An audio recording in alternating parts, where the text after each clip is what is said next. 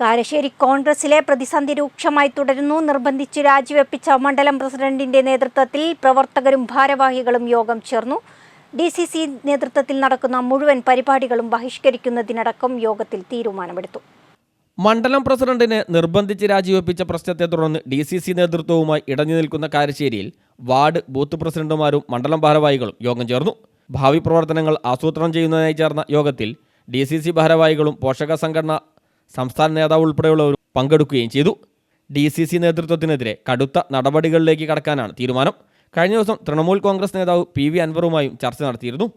DCC നേതൃത്വം നിർബന്ധിച്ച് രാജിവെപ്പിച്ച സമാൻ ചാലിയുടെ നേതൃത്വത്തിൽ ശക്തമായ പ്രവർത്തനം നടത്തി കാരശ്ശേരിയിൽ തുടർഭരണം നേടാനുള്ള പദ്ധതികൾ രൂപപ്പെടുത്താനും DCCയുടെ നേതൃത്വത്തിൽ 28 നടക്കുന്ന പരിപാടി ബഹിഷ്കരിക്കാനും യോഗത്തിൽ തീരുമാനമെടുത്തതായാണ് വിവരം. സമാൻ്റെ നേതൃത്വത്തിൽ എല്ലാ വാർഡുകളിലും കൺവെൻഷൻ നടത്താനും യോഗത്തിൽ തീരുമാനമെടുത്തിട്ടുണ്ട്.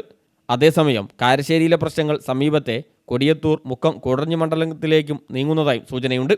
DCC നേതൃത്വത്തിൻ്റെ നടപടിക്കെതിരെ ഈ മണ്ഡലത്തിലെ ഭാരവാഹികളും പരസ്യ പ്രതികരണത്തിന് തയ്യാറായി രംഗത്തെത്തിയിട്ടുണ്ട്. സമാനോടൊപ്പം ചേർന്ന് നിന്ന് പൊരുതാൻ തന്നെയാണ് ഇവരിൽ പലരുടെയും തീരുമാനം.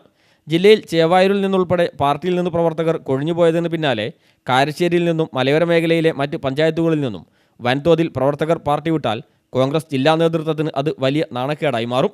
കഴിഞ്ഞ ദിവസം കാരശ്ശേരിയിലെ ഒരു വിഭാഗം 2 ആഴ്ച മുമ്പ് പ്രിയങ്കാ ഗാന്ധി പങ്കെടുത്ത ബൂത്ത് വാർഡ് ഭാരവാഹികളുടെ യോഗം ബഹിഷ്കരിച്ചും പരസ്യ പ്രതിഷേധം നടത്തിയും DCCയുടെ നടപടിയിലുള്ള പ്രതിഷേധം രേഖപ്പെടുത്താൻ പ്രവർത്തകരും പ്രാദേശിക നേതാക്കളും അണിയറയിൽ ശക്തമായ നീക്കം നടത്തിയിരുന്നു. എന്നാൽ പ്രതിഷേധം നടന്നാലുള്ള നാണക്കേടോർത്ത് DCC പ്രസിഡന്റും KPCC സെക്രട്ടറിയും പ്രതിഷേധക്കാരുടെ പ്രതിനിധികളുമായി വിഷയം ചർച്ച നടത്തിയിരുന്നു.